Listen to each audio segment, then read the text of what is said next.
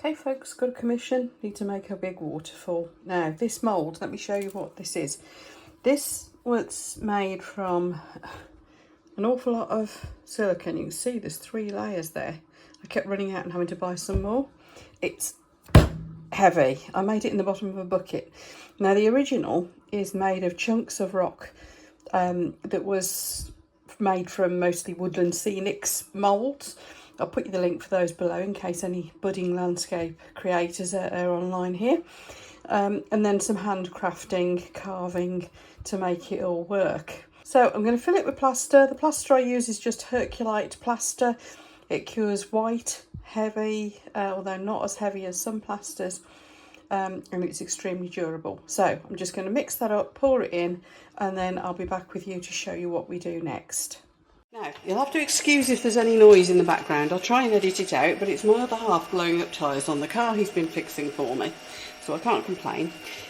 Right, so this is our little rock. Now, these bits that were made with the Woodland Scenics moulds, which are the main chunky bits, rather than me carving them and everything, those bits will take the paints in a really weird way. So let me show you what we do. First of all, these paints are meant for airbrushes really, but they're diluted acrylics basically, and we're just mixing up a bit of some mucky colours for rocks. Let me zoom you out so you can see what I'm doing. Which way are we going? That way, that's the way. There we are. Right, so this is them. Now I used to just mix up my own colours, but I just got really fed up of doing it. So I'm going to end up with what should look like a very slatey sort of rock, but as we know, they're not all going to be exactly the same colour, are they? There's going to be patches where there's lichen on them and all that sort of thing. So what we want to do is dilute these further,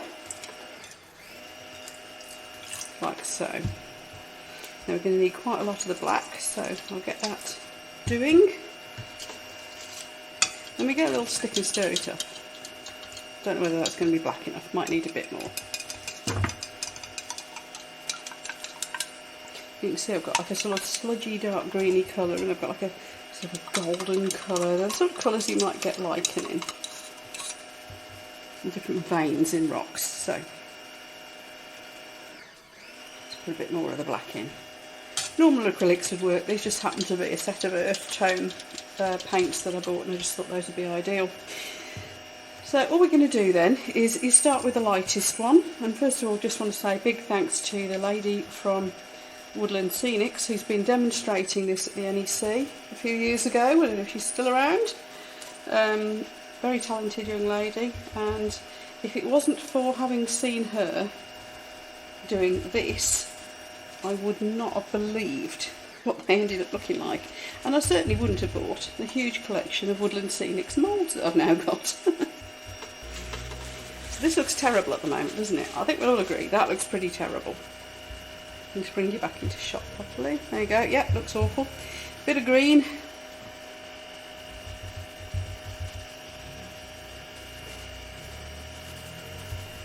Now it's what happens when you put the last layer on that is quite shocking. It's just going everywhere. So you can see it's starting to go into the grooves and cracks in the plaster. Some really dark bits there. Just put that sort of dark in where the bottom of the pond's going to be. There we go, so there's some bits of green. Right, it's only been 10 minutes and I think that's gone in okay already. So last coat of the black, I think, because you want the highlights, you know, where the rock's weathered, and you want all the highlights in it to show through, don't you? Right, then once this is on, I'm going to leave it a little while, probably half an hour again, something like that, just to let that really settle in. And dry out, and then we can put the actual colours, the greenery on it. So, see you shortly. So there we go, we've got some PVA on there, and it's extra thick PVA. It's the sort that tradesmen use, you know, painters and decorators use for prepping walls and things like that.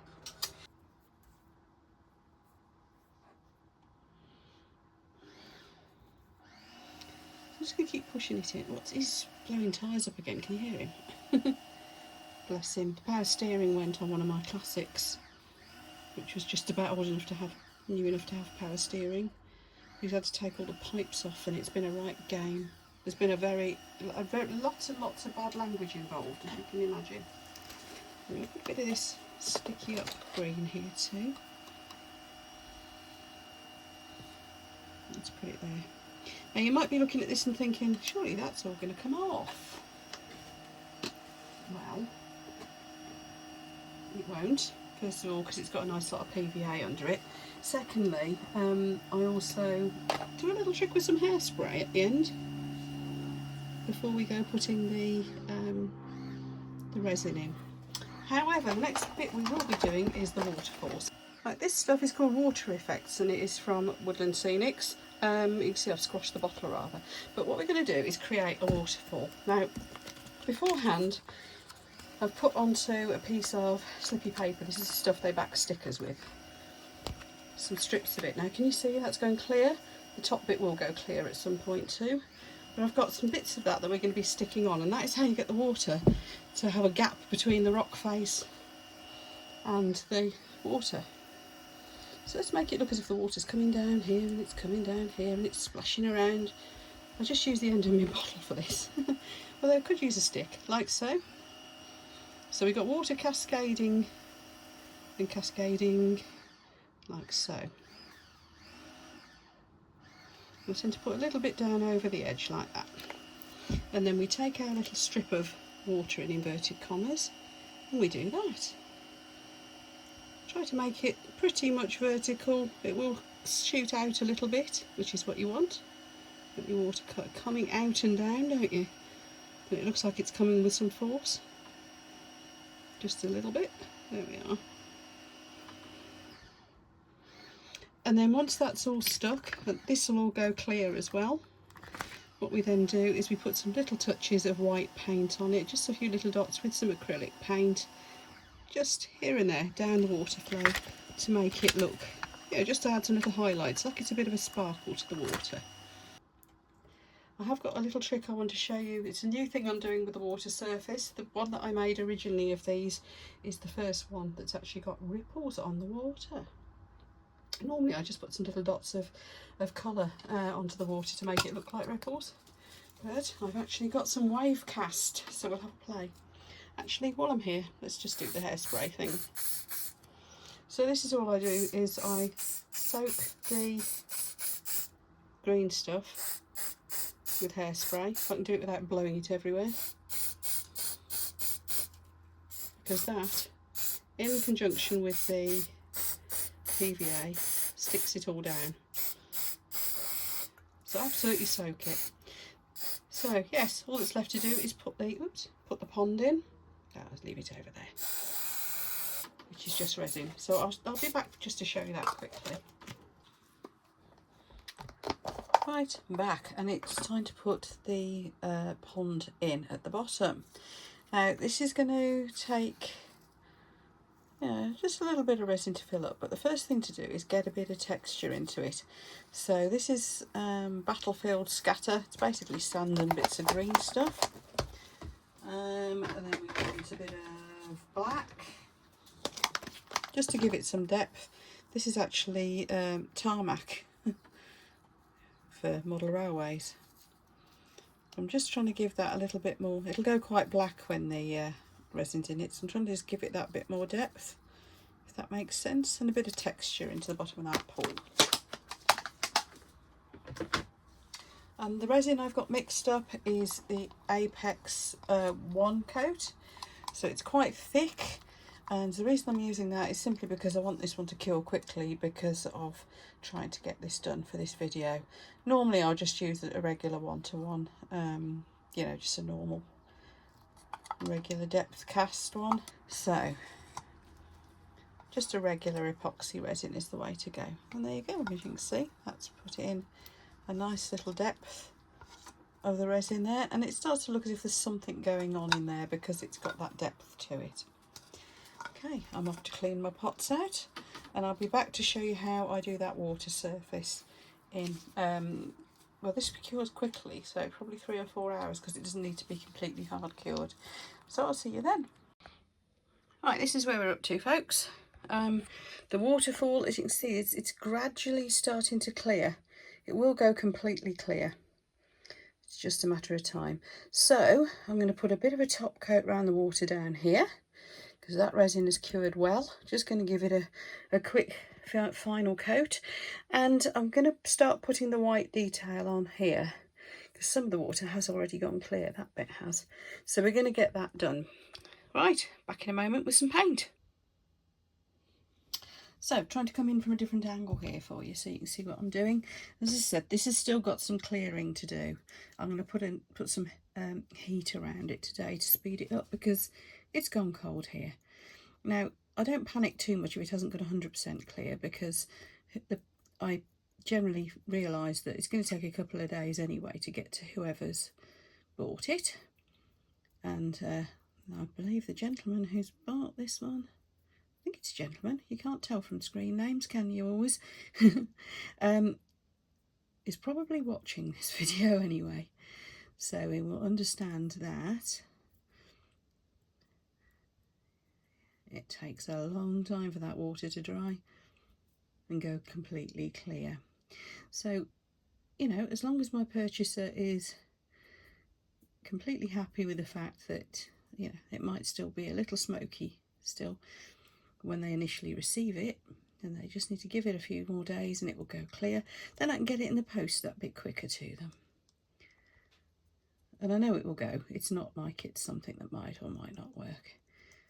It's the way this stuff works. It's a bit like PVA. You know how PVA goes clear? It's a bit like that. Now the water, I'm doing something new with the water. I've got my clear in. The top hasn't gone as smooth as I would normally have liked, which is a shame. However, I am going to I generally put some like splash effects around here, and the way I do that is with a dot of paint and then just go around it with my finger like that. This is just acrylic paint, by the way, folks. It's nothing fancy, just acrylics.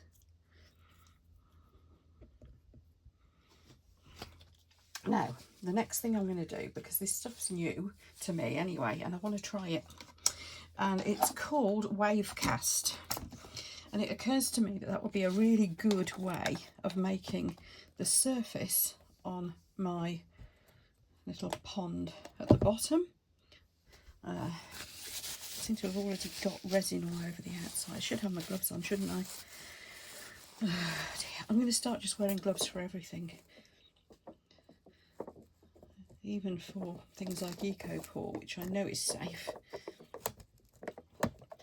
Kind of do for most things nowadays. Right, I'll get the rest of that lid off properly later. So as you can see, it's brand new. Now, what I'm going to do is put, I'm going to use a lollipop stick to put a little bit onto the surface of the water. Now, it's a thick, as you can see, a thick paste. And the idea is that you create your splashes with it. You create your water ripples. And particularly where the waterfall is coming in, that's something I normally find, you know, it's a little bit of a pain to get right. Whilst I have got the knack, it's just, you know, I think that little bit more detail that I can get with this stuff, having seen it demoed on the Just For You online website, and various videos out there, I'm just thinking this could be, you know, a next level up type of thing to what I normally do. Because your water on a lake, particularly one with a waterfall coming into it, wouldn't be completely still, would it?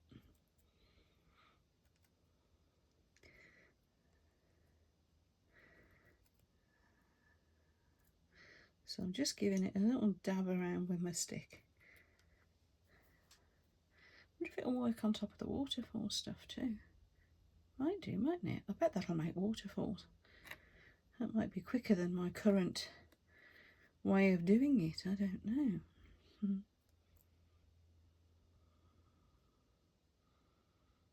So I'm going to give it a bit of a top coat. So yeah, this is a bit of an experiment. So my lovely customer who's bought this, please excuse me if I've been experimenting a bit more than usual with your your little waterfall. It'll be in the post to you. If you haven't already got it by the time you see this video, it won't be long. Right, I am now going to get some heat around that. Now the way I'm going to do that is turn my heat mat on. I mean, this stuff dries in about 40 minutes apparently. I would like to get that waterfall a bit clearer before I post it. Mostly just to show you, because I think my customer will understand what's going on with it anyway. So, yes. I'm going to put my heat mat on under it, just on low. Put Kermit out the way and put the little hat over it, because that will just keep a low level of warmth in. So I'm putting it on low. I'm going to put the little canopy over just to speed things up a bit. There we go, it's under its little hat, keeping some warmth in there. I've just got my heat mat on low, and I'm hoping that in a couple of hours time I'll be able to show you what that waterfall goes clear like.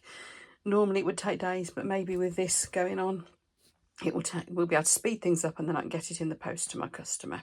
So I'll see you for the sort of final view of the piece. And here's our finished piece. I hope you all enjoyed this video. If you haven't subscribed already, please do. You know where the buttons are, they're just below this screen. Thank you so much to all those who have already. And for those who have joined us for the live premiere, thank you so much. It's really good to see you. And I will see you all for the next video. Bye.